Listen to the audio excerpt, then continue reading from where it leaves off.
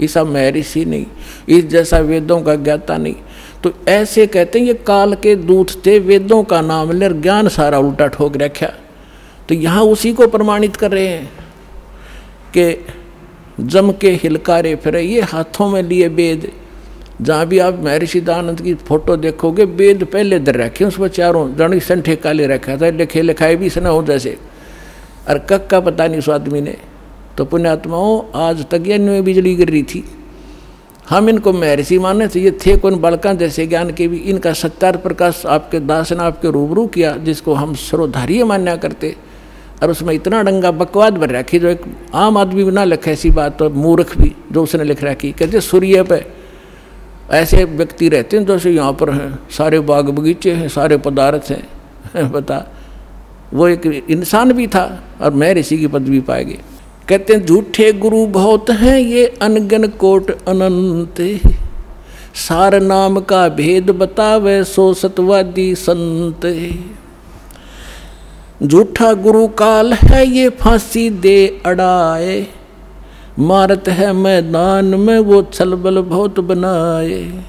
झूठा गुरु काल है ये गुरु का दया स्वरूप, या मैं मीन न मेखे है जैसा संवल रूख है।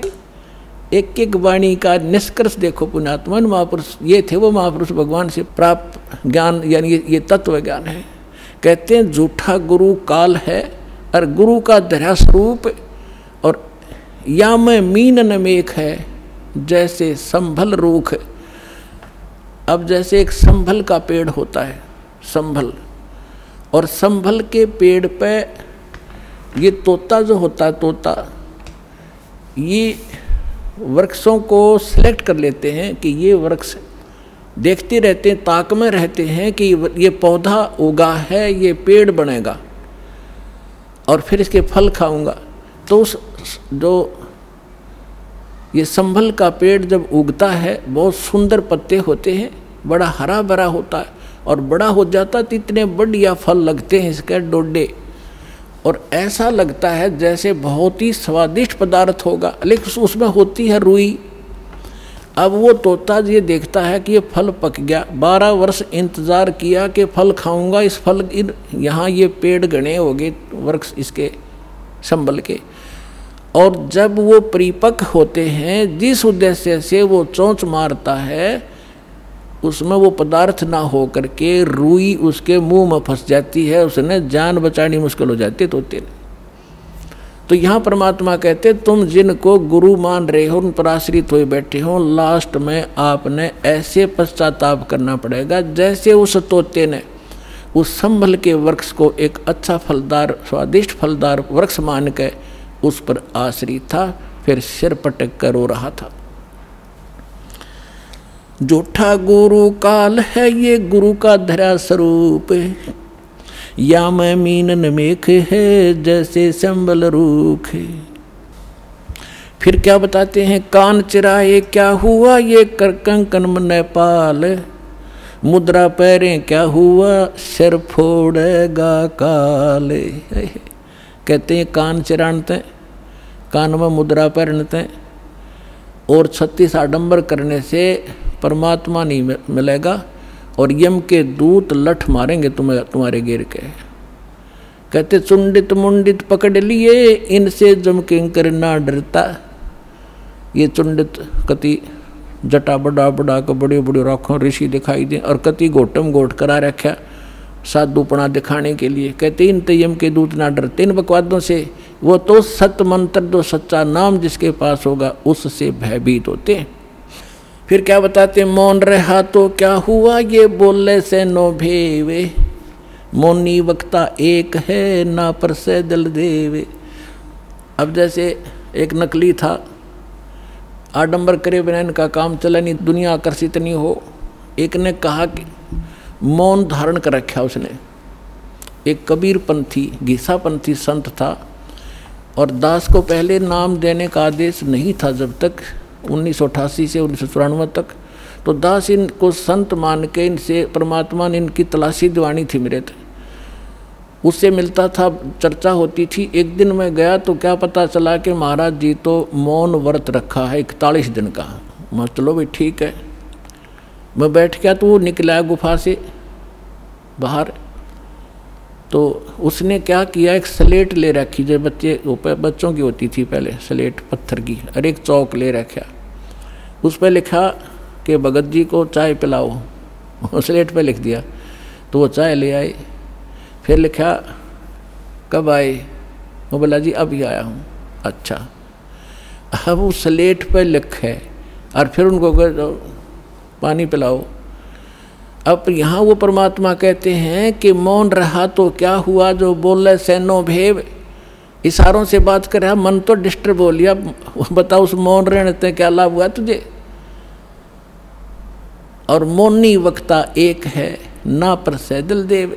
परमात्मा के पाने के लिए ये आडंबर केवल बकवाद मात्र है आपकी, इनसे ये भगवान नहीं मिले। और ये भोली आत्मा इन्हीं से प्रसन्न होते हैं। बाबा जी भाई 41 दिन में, और फिर 41वें दिन उसने वो व्रत खोलना था, समागम हो गया, हजारों आदमी इकट्ठे हो गए, लाखों रुपये उसने मिल गए, हो गया उसका काम पूरा। वो भी पार और चेले भी पार। दोनों गधे बनेंगे इकट्ठे। कहते सन्यासी 10 नाम है, ये शिव का धर है ध्यान, शिव के ऊपर और है ताको कर प्रणाम। ये सन्यासी 10 नामी सन्यासी कहलाते हैं, भगवान शिव को इष्ट मानते। कहते हैं शिव के ऊपर और परम शक्ति है, उसका ध्यान धरो जब तुम्हारा कल्याण होगा। भेखों से भगवान का दूर महल दरबारे, पाखंडी पहुँचे नहीं दे सतगुरु पार उतारे। इन भेखों से, बनावटी आडंबरों से परमात्मा का घर बहुत दूर है, और पाखंडी वहाँ ना जा सकता ना ले जा सकता। सतगुरु दे पार उतार, सतगुरु आपको पार उतारेगा। डंब करें डूंगर चढ़े, अंतर झिन्नी झूले, जग जाने बंदगी करें ये बोवें सुलभ भूले। ओए आप देखते होंगे, हमने तो खूब देख रखा है बिटर एक्सपीरियंस है दास का। क्या देखा करते, एक समय ये दास अपनी से ड्यूटी पर जा रहा था। दास हरियाणा सिंचाई विभाग के अंदर जूनियर इंजीनियर की पोस्ट पर था, मोटरसाइकिल पे जा रहा था अपनी ड्यूटी पे। तो रास्ते में काफ़ी व्यक्ति इकट्ठे थे। एक ऊंचा सा स्थान था गांव में बाहर, और उस जंगल था वहाँ पर। वहाँ क्या देखा, एक बाबा जी बैठा, और दूर से दिखे 10-20 भगत बैठे। मैं भी चला गया उधर जाकर देखने के लिए। जब तक ये दास को ये ज्ञान नहीं था, साधु संत की ऐसे अट्रैक्शन होती थी। तो वहाँ बैठे काफ़ी लोग बैठे, दूना ला रखा, इन्होंने सुल्फे पी हुए, भर भर चले वो भी पी हुए, और जावन 10 रुपये चढ़ा दें। और तो अब वो ऊंचे पे न्यू बैठे, सब ने दिखूं ताकि मेरे पुजारी आ जाए। तो क्या है, तो यहाँ क्या कहते हैं, डंब करें, पाखंड करें और डूंगर चढ़े, यानी ऊपर ऊंचे स्थान पर टिल्ले पर जाकर बैठेंगे, और अंदर कोरी बकवाद, अंतर झिन्नी झूल, और जग जाने यो बंदगी करे।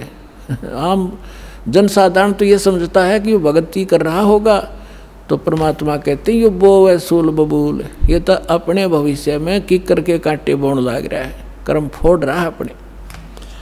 डंब करे डूंगर चढ़े ये अंतर झिन्नी झूले, जग जाने बंदगी करे ये बोवे सूल बबूले। फिर कहते हैं माला मुक्ति न होते है, मुक्ति होत है नाम। इन माला से मुक्ति नहीं होगी, इस नाम से मोक्ष होगा। चाहे माला तो जप ले, चाहे बिना माला तो जप ले। केवल ये माला पैर के आडंबर करते बात नहीं बनेगी। अपने आत्माओं जैसे दास आज जो सत्संग एंड करेगा, उसी के कारण ये आगे चल के बात बिगड़ जाती है। जैसे थोड़ा सा उदाहरण देता हूँ, ये माला गल में पहनने की परंपरा कैसे चली। जब भक्ति किसी भी युग में कभी प्रारंभ हुई थी, परमात्मा आते हैं, थोड़ी बहुत भक्ति वो स्टार्ट कर जाते हैं, चाहे प्रथम मंत्र की ही थी, तो उस माला से जाप किया करते थे।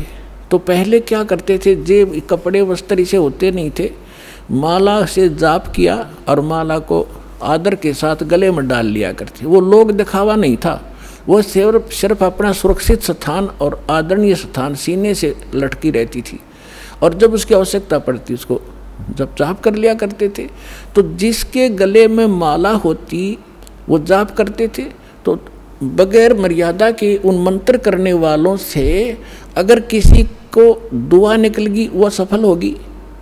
तो गृहस्थी आदमी ने को किसी ने आशीर्वाद दे दिया, उस माला वाले ने, जाप करनी ने, तो उसको लाभ हो गया, तो उनकी पूजा शुरू होगी, अपने घर घर बुलाने लगे।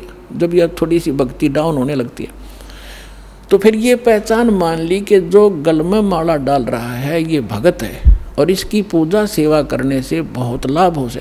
तो हम दो भागों में बट गए।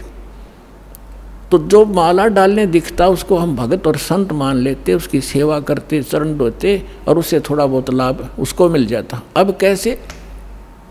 वो तो ऐसा था जैसे एक किसी ने अपने टायर में हवा भर रखी है और उसमें से ला कर दूसरी ट्यूबर दूसरे के टायर में डालता रहे, तो थोड़ी बहुत आ जाएगी, उसका भी काम ना चले पूरा और उसकी ख़त्म हो जाएगी। तो ऐसे बात बिगड़ती चली गई। तो ऐसे हम इन नकलियों को जो गल में माला डाला करते, प्रारंभ में तो ये भगत थे, फिर मर्यादाहीन होने से अपनी संग्रहित कमाई को यहीं डिस्ट्रॉय कर जाया करते थे और दोनों यहीं के यहीं रह जाते थे। तो इस प्रकार ये माला का वो प्रचलन चला था। तो फिर लोगों ने जब नो देखा कि माला जिसने डाल रखी है उसको भगत मानते हैं, फिर से पाखंडी ने दो दो डालनी शुरू कर दी। तो क्या कहा करता को पूछता, भाई दो क्यों डाल रखी है भगत जी के? दोनों हाथों जप्या करूँ मैं। तो उन्होंने सोचा भाई यूँ और बड़ा भगत होगा तो उसकी और ज़्यादा पूजा शुरू होगी। तो जिसने फिर तीन तीन चार चार डालनी शुरू कर दी तो चार वाले ने ज़्यादा पसंद करने लग गया आम बोले भगत। तो न्यों भट्ठा बैठ गया। एक आश्रम के अंदर कुछ भगत, वो गांव वालों ने एक आश्रम बना रखा था, 5-7 कमरे बना रखे थे। इसी तरह हम ज्ञानहीन होने से हम इन नकलियों के मजदूर बने रहे। हम इनको ये थोड़ी बहुत भक्ति कर दे जैसी, और फिर हम उनसे सेवा करके रोटी टूका खुआ कर थोड़ा बहुत राहत हम ले लेते, हम इनके भिखारी बने रहा करते थे। अब दास चाहता है कि घर घर में सब धनवान हो, भगवान के खजाने में कोई कमी है? जो भक्ति करेगा वो धनी हो जाएगा, भगवान की भक्ति का सारे सुख आपको प्राप्त होंगे। हम क्यों किसी के मुंह की तरफ देखेंगे? फिर तो क्या था, उसमें 5-7 कमरे बना रखे थे। वहाँ पर साधु संत आया करते थे और गांव के लोग वहाँ सेवा करने जाते थे। तो वो क्या किसकी सेवा करा करते? जो ज़्यादा भजन करता दिखे। उन्होंने क्या पहचान कर रखी थी कि ज़्यादा भजन कौन करता है? जो सबसे पहले उठ कर स्नान करके और अपने भजन पर बैठ जाता है। तो भगत वहाँ जो रहते थे सेवादार एक आधा, तो गांव वाले उनसे पूछा करते थे कि आज पहले कौन सा उठा था, कि आज जो उनके लंगोट सूखा करते बाहर, एक एक कोपीन रखते थे, वो धो के सुखा के और अपने भजन पर बैठ जाते थे। तो जो सबसे पहले बता देते थे कि ये उठा था सबसे पहले, ये इसी का लंगोट सूख रहा है, तो उसी की पूजा ज़्यादा लोग करने लगे। और दूसरे जो लेट उठते थे उनको वो विशेष ध्यान नहीं देते थे, उसी का पूजा करनी, उसी को प्रणाम करना, उसी के पैर दबाने। तो दूसरे एक उनमें नकली था, आलसी सा आदमी, उसने सोचा भाई यूँ क्या चक्कर है, इसकी पूजा क्यों हो रही है? तो उसने पता चला कि वो बखत उठा है, इसलिए यार इनने पहचान कर रखी है लंगोट की, इसका पहले सूख क्या पावे। वो क्या करने लग गया, उन तो सब तो पहले उठा आध घंटा, और इतना आलसी था और नाव भी ना था, लंगोट ने पानी में बेकर सब तो पहले टांग दे उड़ा और उल्टा ही सो जावे। तो वो उन्होंने पूछा भाई ये किसका लंगोट है? कि ये इस महात्मा का है। वो सारे उन सारे ने छोड़ देगा, उस नकली के लाग गए साथ, उस लंगोट की पहचान करके पहले कौन सा उठे रात ने। तो हम न्यो भक्ति का नाश कर लिया। तो यहाँ परमात्मा कहते हैं माला मुक्ति न होते है, ये मुक्ति होते है नाम। एक अक्षर बाहरा, ये उजड़ भला न गाम। कहते माला मुग्ध गंवारे को गल में पैरा काठ, दगड़े दो जग के चल्या लखी न सतगुरु बाटे। माला मुग्ध इस मूर्ख ने गल में काठ पैर रखा, इतना मोटे मोटे मणिए, और दोजक दगड़े दोजक के चला, नरक के रास्ते को पकड़ रखा है। लखी ना सतगुरु बाट, यानी सतगुरु के मार्ग का इसको पता नहीं चला। मूंड मुंडावे मूर्खा ये कर हैं घोट में घोटे, बार भेख बनावे ही अंदर गिन अनगिन खोटे। ये मूंड मुंडावे मूर्खा यानी उस तरह फिरा लेते हैं, कच को कोरा कढ़वा लेते हैं, और कर मूंड मुंडावे मूर्खा और कर हैं घोट में घोट, और बाहर भेख दिखावे ही, बाहर तजनो दिखे बड़ा महात्मा होगा, अंदर अनगिन खोट। केले की कोपीन है ये फूल पान पल खाही, नर का मुख नहीं देखते जो बस्ती निकट ना जाई। एक समय इस दास को ये ज्ञान प्राप्त हुआ, तो हम अपने ऑफिस में बैठ के फिर तो हमारे पास एक यही चर्चा हो जाती है, जो भी जिसने हमारी बात सुनावी थी उसको चर्चा शुरू कर देते थे। तो उनमें से कहने लगा कि नहीं आपने संत तो देखे नहीं है। मैंने बताया मेरा ऐसे ऐसे गुरुजी हैं, उनसे मैंने दीक्षा ली है। तो वो एक कहने लगा आपने संत तो देखे नहीं है। दूसरा मेरा साथी कह रहा था, हम कैसे होते हैं भाई, कि मैं एक बार ऋषिकेश गया हुआ था हरिद्वार से आगे, और वहाँ एक आगे जंगल है 1 किलोमीटर आगे चल के साइड में, और वहाँ एक महात्मा रहता है, और वो केवल एक लंगोट बांधता है केले के पत्तों की, जंगल में रहता है, और जंगल में इतना गहरा चला जाता है आदमी के तो दर्शन भी नहीं करता वो, और जय उसके दर्शन हो जाए तो बेड़ा पार हो जाता है। तो बहुत से लोग वहाँ इकट्ठे हो रहे थे, तो मैं भी जाकर बैठ गया, उनसे पूछा ताछी की, तो उन्होंने बताया कि एक महापुरुष रहते हैं यहाँ पर, और वो कभी कभी यहाँ दिख जाते हैं विचरण करते हुए, तो हम उसके दर्शनार्थ बैठे हैं, हो सकता हमारे भाग जाग जा। लेकिन वो जब भी कोई आभास होता है तो भाग कर अंदर गुफा गहरी जंगल में भाग जाता है, आदमियों को दर्शन नहीं देता। तो कहने लगा कि एक बता रहा था कि मैंने एक दिन थोड़ी सी दर्शन हुए थे, बस एकदम फिर वो पीठ फेर कर भाग गए, बस उस दिन थोड़ी सी कसर रहेगी ना बेड़ा पार हो जाता। तो उसी आस में 20-30 आदमी बैठे थे वहाँ।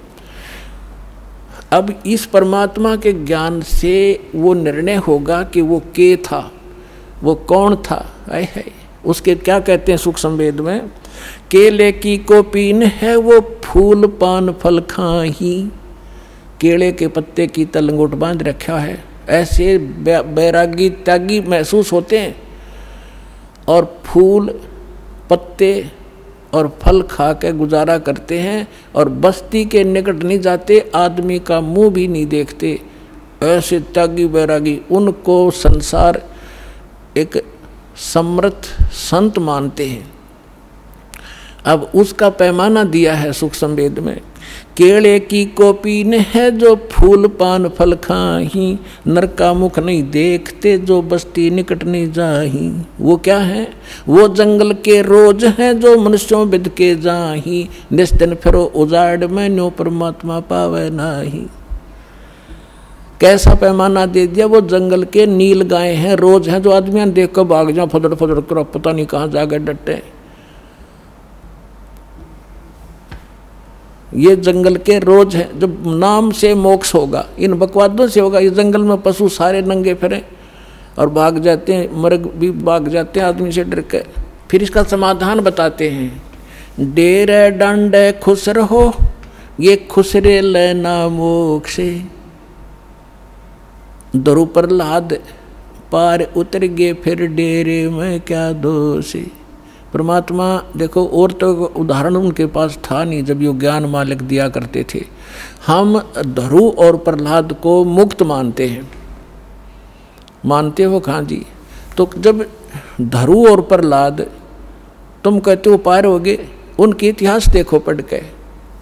प्रहलाद जी 10 वर्ष के थे जब नरसिंह जी आए, उनको मिले, यानी परमात्मा प्राप्ति हुई। भक्ति वो पहले से ही कर रहे थे।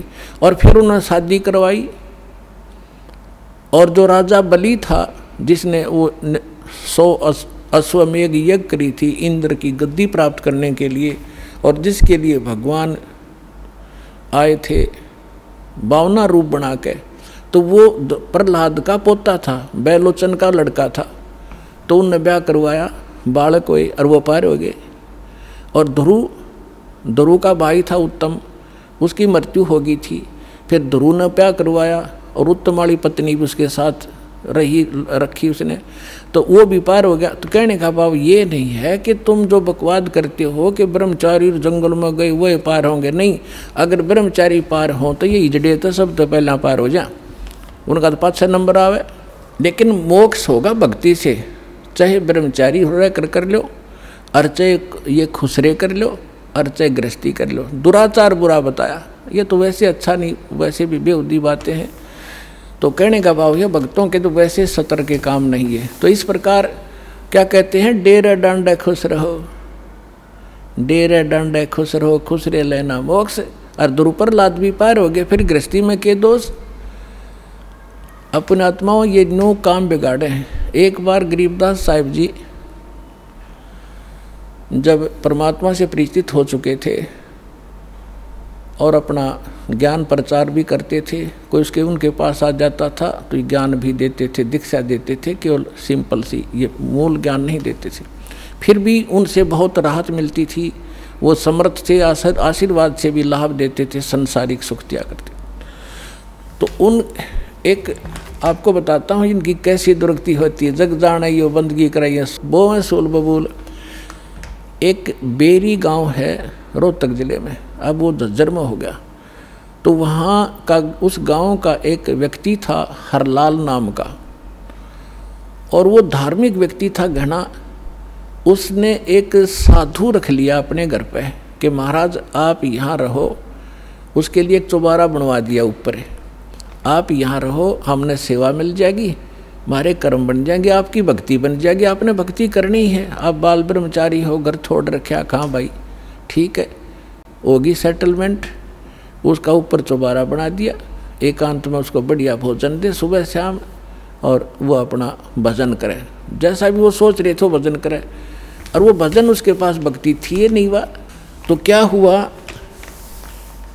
कि वो क्या करता था, बढ़िया माल खावे और आप खावर सो जावे, या जिसी भक्ति थी अटपट की वो साधना करे थोड़ी बहुत देर, वो भक्ति मोक्षदायक थी नहीं। तो क्या हुआ, कुछ दिनों के बाद उस संत की मृत्यु होगी, अंतिम संस्कार कर दिया। तो पहले क्या करते थे कि गांव के जो किसान लोग थे बैलगाड़ी रखा करते थे, और ट्रांसपोर्ट का जो काम होता था आजकल ट्रकों से होता है, पहले बैलगाड़ियों से करा करते थे। तो बेरी से और इधर नजफगढ़ साइड में जाया करते थे। वो अपनी उस मंडी से सामान लाते थे, जैसे वहाँ से गुड़ ले आए, बूरा ले आए, इधर से बाजरा ज्वार ले जाते थे भर के, ऐसे वो ट्रांसपोर्ट करते थे। एक दिन गरीबदास साहिब जी उसी रास्ते पर, जो रास्ता गांव छुड़ानी से होकर बेरी से और आगे जाता था नजफगढ़ साइड में, तो वहाँ कुआं था एक, उस कुएं पर बैठ कर गरीबदास जी स्नान कर रहे थे। सुबह सुबह गर्मियों का मौसम था, 5 बजे उधर से वो हरलाल गाड़ी लिए आ रहा था, और उसने जो बैल एक जोड़ रखा था, वो बैल था गोरे कलर का, लाल रंग का। और वो किया उसने, वो बैठ गया, वो बैठता था ऐसे, और वो हरलाल उतर कर फिर उसका लठ मारता, उसने फिर ज़बरदस्ती ठाता, फिर वो आधा किलोमीटर ठीक चलता और फिर बैठ जाता। तो वो कुदरती वहाँ बैठ गया आकर जहाँ गरीबदास जी नहा रहे थे, स्नान कर रहे थे। तो गरीबदास जी न्यों के न्यों उठ के धोती बांध रखी थी नहाते नहाते, और वहाँ गए उस बैल के पास जो बैठ गया था, एक बैल खड़ा था, गाड़ी रुक गई थी। तो उन्होंने उसके कान में कोई बात कही, वो एकदम खड़ा हो गया, वो बैल खड़ा हो गया। तो किसान ने तो यह बड़ी बात थी, बैल ठीक चलने लग गया। और वो वहाँ से लेकर बेरी लगभग 10-15 किलोमीटर पड़े हैं छुटानी तक, बेरी तक वो बैठा नहीं। उधर से राम रमी हुई, महाराज कौन हो आप? भाई गरीबदास नाम है मेरा। और यूँ क्या हो गया? कुछ ना, बस आगे इसका समझ में।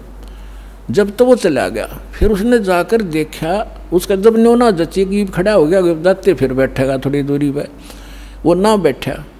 तो फिर उसने पता करा भाई वो बैल ही भी इतना, इस दूसरे तो भी आगे चल रहा है, तो इतना तेज चल रहा है, क्या चक्कर है? उसने क्या कर दिया इसके कान में।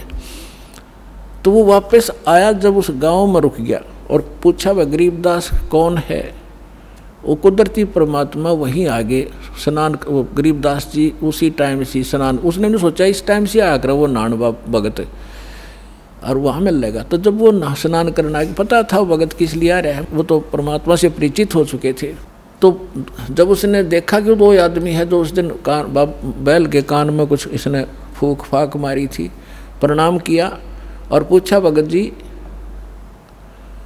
आपने इस बैल के कान में क्या बोल दिया? ये तो उसके बाद डटा नहीं डटता और ना बैठता, आप तो भाई पहुँचे हुए महात्मा हो।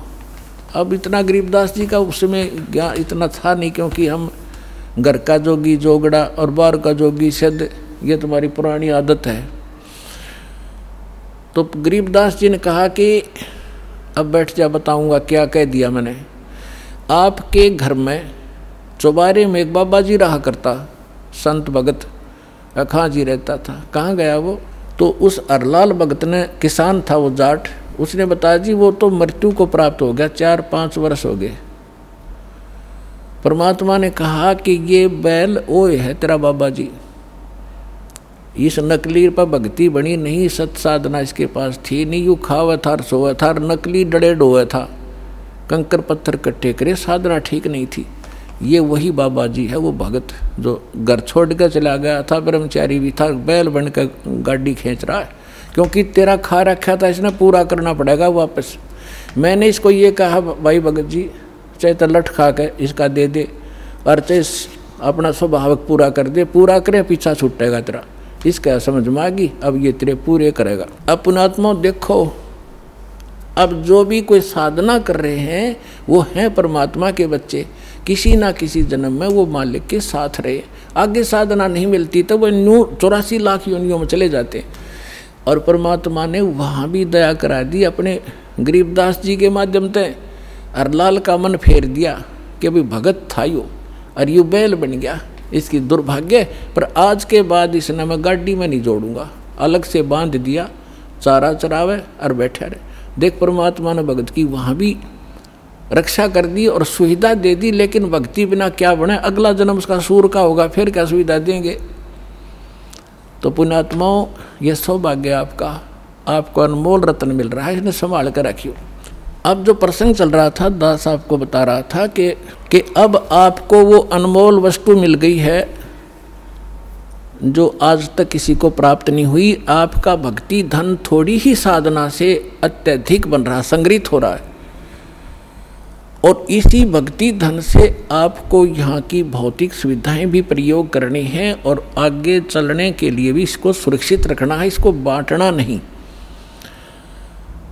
अपनात्मा कुछ दिनों के बाद जिसने 1-2 वर्ष साधना या कर ली भगवान की सत साधना, तो आपका जो भक्तिहीन हो जाओगे, आप किसी को आशीर्वाद दे दोगे ना, वो भी फलने लग जाएगा, आपका पंचर हो जाएगा और उसमें हवा भरने लग जाएगी, आप भी डाउन हो जाओगे, यहीं रह जाओगे, आपकी गाड़ी खड़ी हो जाएगी और उसने उसका लाभ होना नहीं, क्योंकि दोनों को फुल एयर चाहिएगी टायर में आगे गाड़ी बढ़ाने के लिए, और वो अलग सिस्टम है जो दास आपको दे रहा है। इससे पंप सारे भरो और अपनी गाड़ी चलाओ। एक दूसरे मूर्ख होगा जो अपने टायर में दूसरे के टायर में हवा भरे, दोनों कंडम हो जाओगे। तो इस साधना से हम ऐसे बिगड़ जाते हैं। जो प्रसंग चल रहा था कि ऐसे जो जन्म मनुष्य के होते हैं वो ऐसे होते हैं जो पुनकर्मी प्राणी हैं। जैसे अब ये भक्ति युग चला है, अभी 1-2 वर्ष और बाधा रहेगी, थोड़ी बहुत, ज़्यादा नहीं, क्योंकि समझदार हो, बुद्धिमान हो, सबको ज्ञान हो गया, अब कौन किसकी सुनेगा। फिर 1-2 वर्ष के अंदर पूरे विश्व में फैल जाएगा, सब आपके साथी समर्थक हो जाएंगे, फिर बातें खत्म हो जाएगी। फिर जो मर्यादा आप करोगे आपका सहयोग देंगे और वो भी वो मर्यादा ही पालन कर रहे होंगे, तो आपका भक्ति खंड नहीं होगा, आप भी सफल होंगे और वो भी होंगे। फिर क्या होगा कि कुछ दिनों में आपको इतना सुख हो जाएगा, क्योंकि भगवान सुख सागर है। तो ये सावधानी बरतना कि इस सुख में परमात्मा से दूर ना होना, क्योंकि ये सुख मालिक से दूर करता है और उसको होगा जिसका नाम खंडित हो जाएगा। या सांसारिक सुख जैसे किसी व्यक्ति का नाम खंडित हो गया या किसी कारण से उसने नाम त्याग दिया, 2-3 वर्ष साधना करके वो चला गया, अब उसको फिर भी सुख हो रहे हैं और वो भक्ति भी दूसरी करने लग गया या भी छोड़ दी है या यही मंत्र कर रहा है, उसने आना बंद कर दिया है, तो वो कनेक्शन तो कट गया। आगे चार्जर नहीं है उसका, लेकिन पिछला चार्जर जो बैटरी है वह काम कर रही है।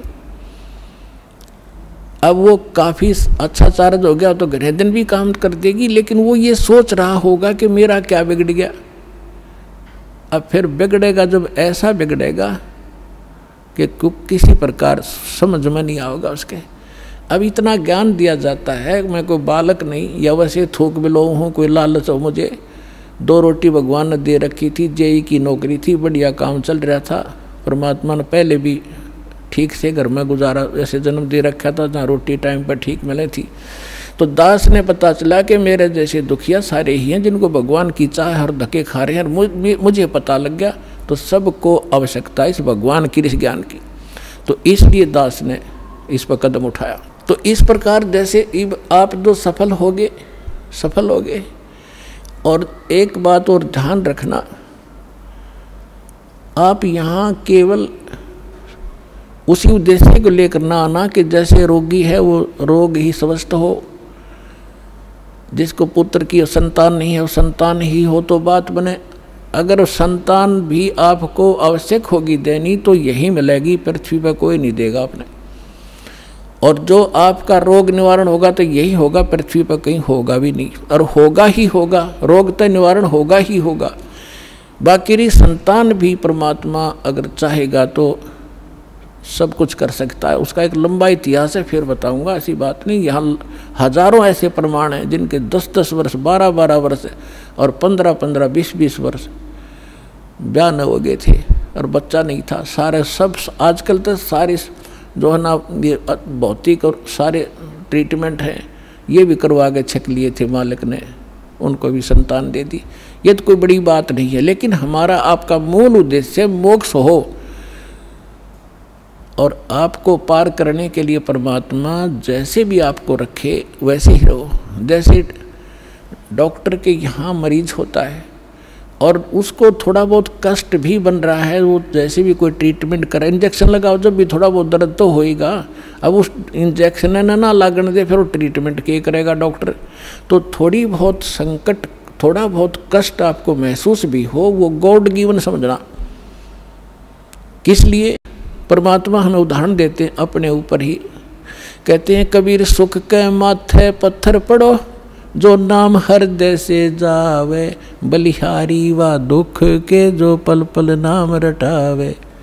परमात्मा कहते हैं तुम ऐसे मांगना मेरे से कि हे भगवान इसे सुख के आग लगो जिस जो आपसे दूर करे। हे परमात्मा ऐसा दुख, बलिहारी उस दुख के, ऐसा दुख बना रहे जिससे आपकी याद बनी रहे, ऐसा सुख ना देना भगवान जो आपसे दूर करे। तो आप ये समझ लेना, छोटी मोटी जो ठूठा आपका रख रहेगी ये गॉड गिवन होगी, ताकि ये मन बकवाद ना करे, इसने मौत दिखे जा, और तभी ये भक्ति करेगा, ना करने ना दियो। ऐसा खतरनाक एलिमेंट है ये। तो पुणात्मा ये परमात्मा का ट्रीटमेंट चलेगा जब आप इसकी शरण में आगे। डॉक्टर के हॉस्पिटल में एडमिट एक पेशेंट अपनी चलाओगा तो वो रोग नहीं कटवाना चाहता, वो तो बकवाद कर रहा है, व्यर्थ में टाइम वेस्ट कर रहा है। तो आप यहाँ आगे हो, भगवान कोई बालक नहीं, आपके भविष्य की जानता है। अब जैसे किसी को एक्सीडेंट हो गया और उसका ब्लड चल रहा है, ब्लीडिंग हो रही है, तो डॉक्टर सबसे पहले उसकी कोशिश करेगा कि ब्लड रोकूं, चाहे उसकी टांग में कितनी पीड़ा हो रही हो, फ्रैक्चर भी हो रहा हो, उसने नहीं संभालेगा कि यो दर्द होने दे थोड़ा हा, पहले इसकी जान बच चली जाएगी जब ब्लड नहीं रोक आते। तो वो कह रहा होगा हाय मर गया, पैर टूट गया, हाय मर गया, तो वो अलग बात है। पहले वो ब्लड रोकेगा, फिर उस टांग ने संभालेगा, उस तक जान नहीं जा सकती। तो इसी प्रकार आप यहाँ आए हो केवल एक उद्देश्य लेकर, और परमात्मा को पता है कि कल ने इसके ऊपर एक ऐसी आपत्ति आओगी, इसकी जान जानी है या कोई और भयंकर अटैक है इसके ऊपर, तो पहले मालिक आपके उस संकट न हटावेगा जो भविष्य में और आने वाला इससे भयंकर। और आप ये सोचोगे एक बता मेरा ये संकट ना ठीक हुआ, 2 बार लिया, तीसरी बार आ ली, 5वीं हाजिरी होगी। पुणात्मा या तो आजीवन आने की नीयत बनाओ, जब आपका कल्याण होगा। ईसा बालक नहीं भगवान के झाड़े ला देर जा तुम अपने राज्य रम अपने राज्य, नहीं, आपके असंग जन्म का कोड कटेगा यहाँ से। अब जो प्रसंग चल रहा है कि जिन जैसे सतयुग के अंदर पुण्यात्मा जन्म लेती है और उनके लिए परमात्मा ऐसा माहौल बना देता है, फलदार वृक्ष होते हैं सब जगह। जैसे आजकल हम कणक पैदा करते हैं कितनी मेहनत करके, उस समय ये ऐसे खड़े रहते जैसे सामक देखा हुआ आपने, ऐसे खड़े रहते हैं और जाओ और तोड़ो और झाड़ो, पकाओ और खाओ, फल तोड़ो खाओ और भजन, और उसमें भजन सभी करते हैं, उनकी एक ऐसी श्रद्धा होती है। तो वो भक्ति करते हैं शास्त्र विरुद्ध, और सुख सारे उपलब्ध हैं, शरीर भी स्वस्थ है, लाखों वर्ष जीवन भी रहता है, बाप से पहले बेटा भी नहीं मरता है, और विधवा औरत विधवा नहीं होती हैं। तो वो ये सोच रहे कि हम जो साधना कर रहे हैं इससे हमें लाभ है, नहीं, यह भूल मार रही है हमने आज तक। तो वो उस सतयुग में कौन प्राणी जन्म लेंगे, ये बहुत असंख्य युगों से चला रहा है। अब जैसे ये समय अब चल पड़ा, जो भगवान पुण्यात्मा है इस ज्ञान से संपर्क में रहेंगे, भक्ति ठीक करते रहेंगे, तो ये पार हो जाएंगे। अब अरबों खरबों प्राणी पार होंगे अब इस पिछली पीढ़ी में, क्योंकि परमात्मा ने 3 युग इंतजार की है इस समय के लिए। और कैसे परमात्मा किस प्रकार ऐसे लुका छिपी करके और भक्ति बचा के लाए हैं,